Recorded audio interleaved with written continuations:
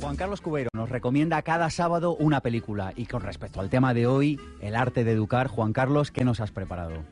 Hola, muy buenos días a ti, Sergio, a todo el activo. Pues nada, en un minuto, porque sé que vamos muy pillados.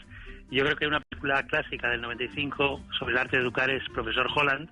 Es una película con Richard Dreyfuss, la historia de un compositor que se convierte en profesor de instituto y descubre lo importante que es capacitar a sus alumnos y crecer él mismo como profesor y como persona. ¿Algún libro, algo que nos quieras comentar en unos segunditos? Sí, yo diría, bueno, de personas que enseñan a los demás, pero desde el aprendizaje, y desde el emprendizaje. Uno muy reciente ha salido esta semana de Xavier Gabriel, fundador de La Bruja de Oro, y de otros muchos negocios. Tiene un turrón fabuloso con una receta de 1775 y nos da 111 máximas. El libro se llama Nada es imposible y es un libro enormemente práctico de alguien que está entre nosotros, de un gran emprendedor y que hace muy muy bien las cosas. Juan Carlos, te seguimos en tu blog en jccubeiro.blogspot.com, ¿lo he dicho bien? Sí, o Hablemos de Talento. O Hablemos de Talento, y muchísimas gracias y hasta el sábado que viene, Juan Carlos. Muchas gracias, Sergio. Un abrazo muy fuerte. Hasta otro día.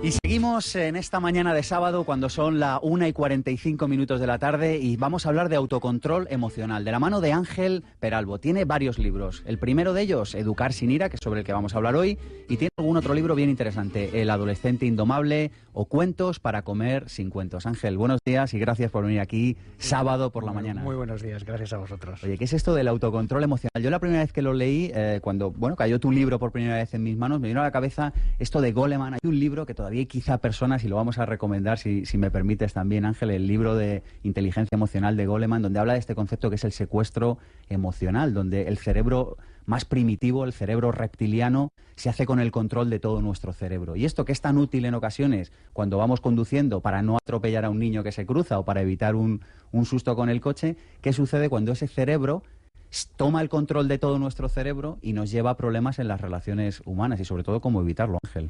Pues fundamentalmente para responder a lo primero, lo que ocurre es que realmente no nos vamos dando cuenta de que al final vamos un poco como apagando fuegos, es decir, sobre todo los padres, ¿no? Es decir, y con el cúmulo de los días, pues entonces resulta que están resolviendo problemas de que el niño no come lo adecuado, de que no estudia, de que no nos hace caso, y todo eso realmente va mermando esa capacidad de nuestro sistema nervioso autónomo de tal manera que parece que siempre estamos alarmados, ¿no? O que estamos alerta. Eso tiene esa disfunción, que por otro lado es reversible, y yo de hecho el reto es que realmente los padres aprendan a través del libro. Y dices, el problema es que con el tiempo va haciendo que la persona vaya pensando que no puede cambiar, que esto es así, y que se magnifiquen los problemas, que realmente la gente esté más desgastada, ¿no? Sí. Pero autocontrol no significa perder naturalidad, porque yo cuando hablamos de esto del control de las emociones, siempre se escucha a alguna persona que te dice, pero eso de las emociones no se pueden, yo no quiero controlar mis emociones. Sí. Esto lo decimos sobre todo los adultos, que llevamos mucho tiempo realmente siendo de una determinada manera. Todo lo contrario. Es Nos decir, da pereza cambiar. Claro, no, que creemos que no podemos directamente, pero gestionar las emociones supone hacerse cargo de ellas. Es decir, supone ponerlas en su sitio, lo que yo decía, ¿no? Es decir, no podemos estar siempre alerta, no podemos estar siempre tremendamente preocupados, pensando, poniéndonos en lo peor. Y eso es lo que ocurre con el descontrol emocional. Lo que ocurre es que no nos vamos dando cuenta. Por lo tanto, dices, no nos desnaturalizamos, todo lo contrario, es decir, adquirimos la capacidad de ser nosotros mismos, de escoger nuestras respuestas, de acertar en definitiva, de tomarnos tiempo para saber cómo estamos, ¿no? Pero claro, interiormente. Primero, antes que eso, hay que ser consciente de qué emociones tenemos, y yo creo que a veces también tenemos un desconocimiento profundo, vamos tan deprisa, ¿no? Como bien dices, Ángel, y hablas de ello en Educar sin ira, vamos tan deprisa que ni siquiera somos conscientes de qué emoción estamos sintiendo en un momento determinado. Hasta el punto de que cuando le mandas a una persona que está acostumbrada a este ritmo, que hoy en día es prácticamente todo el mundo, le dices, oye, mira, vas a parar 5 veces al día, 5 minutos. Vale, y este ejercicio en tu libro me hizo mucha gracia. Es imposible, no puedo. No tengo, pero bueno, tú no vas al baño, no bebes agua, no te tomas una manzanita y dices, no, yo prácticamente voy cuando ya no puedo más. Y esto es verídico, es decir, que vamos al baño prácticamente abriendo la puerta, corriendo. No, claro, es que hay que aprender a parar. El primer paso del autocontrol es ser conscientes de que podemos hacerlo, y el segundo, empezar a parar para luego poder ir más despacio, para luego poder llegar al mismo punto, porque al final todos llegamos al mismo punto, Solo que hay personas que llegan en buenas condiciones y personas que no. ¿Se puede dar la circunstancia, Ángel, de que alguien esté en una situación, alguien que nos esté escuchando ahora mismo está haciendo su tortilla de patata, va conduciendo y se está preguntando, oye, ¿yo estaré en una situación de pérdida de control emocional? ¿Cómo sabemos? ¿Cuáles son los síntomas? Hay dos claros. Yo me centraría en ellos. Uno es más fisiológico, es interno. Nosotros le llamamos correlato interno. Y es esa urgencia que tenemos internamente a la hora de movernos. Hay gente que no respira con la suficiente calma. Hay gente que tiene tensionada la musculatura. Si nos paramos y vemos cómo somos nosotros en ese aspecto, ya empezamos a tener información interna.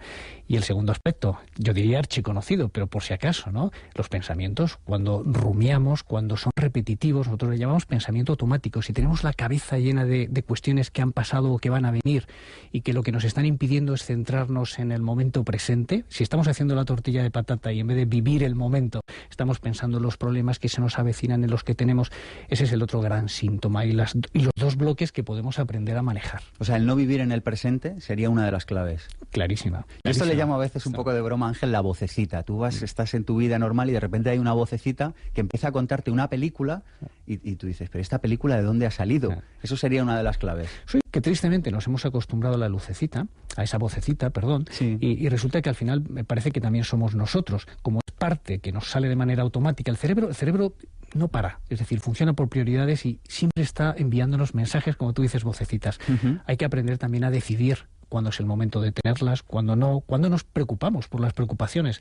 Parece que cuanto más nos preocupamos, más humanos somos, ¿no? Y esto de preocuparse, no, ojo, dices, hay que escoger el momento, hay que distanciarse del problema. Y si no controlamos esas rumiaciones o vocecitas o pensamientos, es harto imposible. ¿Cómo prevenir, Ángel, esta especie de ofuscamiento, esta especie de descontrol emocional? ¿Cómo prevenirlo en el día a día, hoy, el lunes? ¿Cómo lo prevenimos? Hay que empezar, si se puede el sábado, mejor que el lunes. El lunes no es buen día para empezar más allá de la semana porque no tenemos más remedio, ¿no? No, el sábado, el viernes es un buen día porque la mente está mucho más distanciada. Ahí es donde hay que tomar ejemplo. Y ese ejemplo hay que trasladarlo. Es decir, si nos autoobservamos, si empezamos a gestionar un poquito el control de esos pensamientos, si conseguimos que cuando llegue el domingo, en vez de estar preocupados porque mañana es lunes, pudiéramos vivir el domingo como lo que prácticamente es un sábado. Si le quitamos esa especie de miedo al lunes y si empezamos a vivir el lunes como si fuese un jueves o un viernes, y dices, claramente estaríamos ya en el buen camino.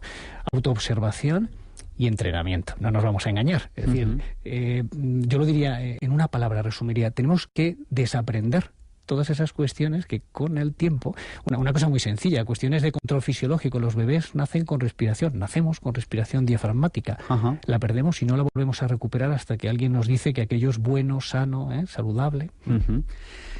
El control de los pensamientos anticipatorios. Hay otro tema que mencionas en Educar sin ira y que a mí me parece fundamental. Y es el de los pensamientos, que en cierto modo es una vocecita, de nuevo, es una vocecita que te habla de una cosa que va a pasar que todavía no ha pasado. Explícanos qué es esto y sobre todo cómo prevenirlo. Bueno, es algo que hacemos todos y que tiene su función y además tiene una función adecuada en la mayoría de las... los humanos somos los únicos que podemos realmente visualizar, prever, anticipar las situaciones antes de que ocurran. Vamos a ver, eso nos prepara para la acción. Eso en sí es positivo. Lo que ocurre es que hay personas que tienen una tendencia de hacerlo excesivamente y de manera negativa. Es decir, siempre se ponen en lo peor. De hecho, hay gente con la que hablas y te dice, no, yo prefiero, me pongo en lo peor. Claro, con lo cual el sufrimiento está garantizado y muchas veces es gratuito. La anticipación, debemos aprender a generar esas anticipaciones positivas. Ponernos, pues en el caso debemos de ser optimistas, vaya.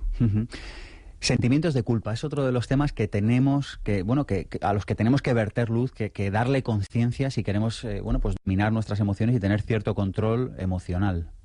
Es que fundamentalmente lo que estamos asistiendo es a que hay un porcentaje altísimo de padres que con el tiempo adquieren ese sentimiento de culpa, no son conscientes de ellos, ¿no? De vez en cuando pues lo dicen, se echan a llorar, pero de pronto cuando empiezas a abordar problemas con ellos ves que están absolutamente paralizados, es decir, son incapaces de tomar una decisión.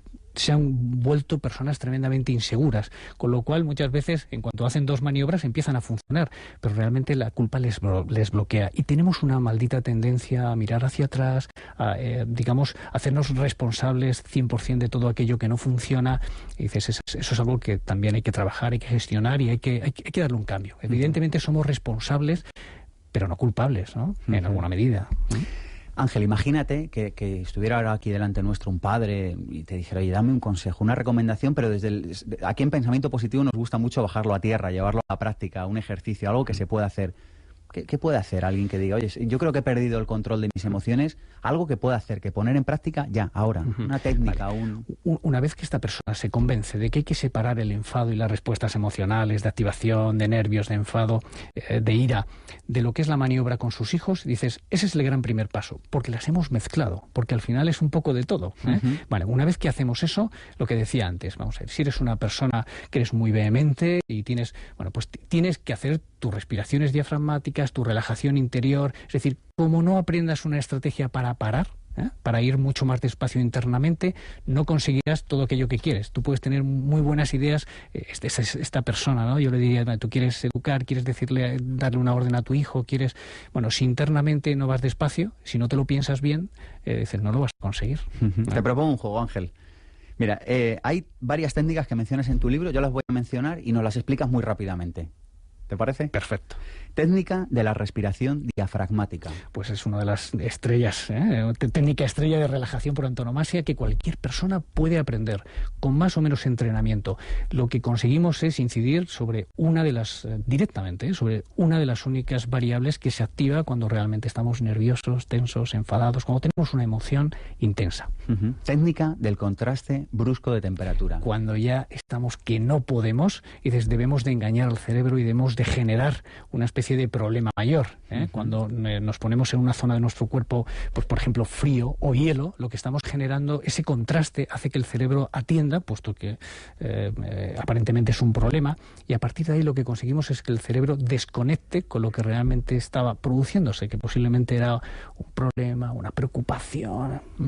Técnica de visualización, que hay que visualizar y cómo se hace, Ángel. Pues es justo lo que ya de manera, yo decía antes, ¿no? Lo que hace el cerebro ya anticipa, visualiza los problemas, se pone en lo peor. Muy bien, pues aprender a hacerlo de manera positiva, es decir, forzarnos a visualizar unos resultados mucho más adecuados, forzarnos a visualizar el proceso de cómo lo vamos a hacer, forzarnos a visualizarnos a nosotros mismos relajándonos, teniendo una conversación con nuestros hijos, templando gaitas, ¿no? Es decir, esa es la visualización, trabajarlo, entrenarnos, ¿vale? Son estrategias que realmente de manera natural están ahí. Lo que ocurre es que no ejercemos, no gestionamos. Esto es muy importante, esta idea. A veces se le pide a los críos, a los niños, a los más jóvenes, que se autocontrolen emocionalmente cuando los padres no son ni siquiera capaces de hacerlo. Sí, por supuesto que sí, porque es muy fácil darnos cuenta de cuando una persona está perdiendo los nervios, de cuando una persona nos está tratando con un volumen fuera de lo normal, cuando nos está increpando, y eso es muy fácil. De hecho, eso estamos asistiendo todos los días a cómo los padres realmente ven que los hijos se van enfureciendo en algunos aspectos, ¿no? Siempre hablamos de una mínima parte de lo que son nuestros jóvenes, pero que lo van haciendo con fuerza, y las estadísticas así lo indican. Pero por supuesto, lo que es mucho más difícil es darnos cuenta, es lo que decíamos antes, es el primer gran paso del autocontrol, es ser conscientes de que nosotros también estamos generando una activación y que eso está influyendo en nuestro patrón educativo. Y por último, para acabar, yo como escritor también siempre me surge esta curiosidad cuando veo un libro y digo, oye, ¿qué te lleva a ti, Ángel, a escribir Educar sin ira? ¿En qué momento se te ocurre o por qué lo haces? ¿Qué motivación te lleva a escribir este libro? Hay varias, pero yo fundamentalmente, que me dedico a la práctica clínica, veo varias cosas. Una, por ejemplo, que cuando empiezas a trabajar con padres que llevan mucho tiempo padeciendo problemáticas dentro de la familia, en relación a sus hijos, de pronto cuando has trabajado en 2-3 sesiones este tipo de aspectos, es como que empiezan a tomar distancia de los problemas siguen ahí, luego los abordamos, ¿no? Pero ya el mero hecho de que tomen distancia y de que los padres lo manejen con más control, produce un beneficio terapéutico impresionante.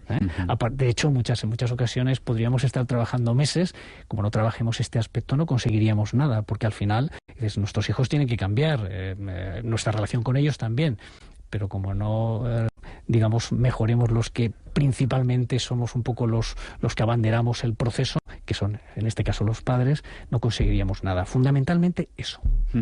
Educar sin ira. Ángel Peralbo, muchas gracias por venir. ¿Te animas a venirte otro día aquí a la tribu de Pensamiento Positivo? Por supuesto que sí, es un placer. Muchas gracias a vosotros. Pues hasta otro sábado.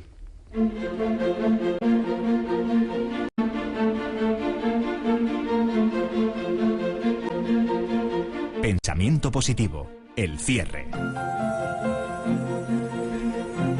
Llegamos al final de nuestro programa de Pensamiento Positivo de hoy sábado. Hemos aprendido varias cosas. Con Javier Urra hemos aprendido que educar supone también poner límites. Con José Miguel Sánchez hemos aprendido que a veces, por no decir siempre, es más importante educar en el ser que educar en el hacer, y que hay que aprender a valorarnos por el mero hecho de ser. Junto con Ángel Peralbo hemos aprendido que hay que aprender a parar. Y Juan Carlos Cubeiro nos ha recomendado esta película, Profesor Holland, que yo personalmente no la he visto e iré corriendo a verla. Y antes de acabar, dos ideas. La primera, un proverbio africano. Dice, para educar un niño hace falta toda una tribu. Y la segunda, un poema de Khalil Gibran, que dice así. Dice, tus hijos no son tus hijos, son hijos e hijos de la vida, deseosa de sí misma. No vienen de ti, sino a través de ti. Y aunque estén contigo, no te pertenecen. Soy Sergio Fernández y esto ha sido Pensamiento Positivo. Les veo el sábado que viene.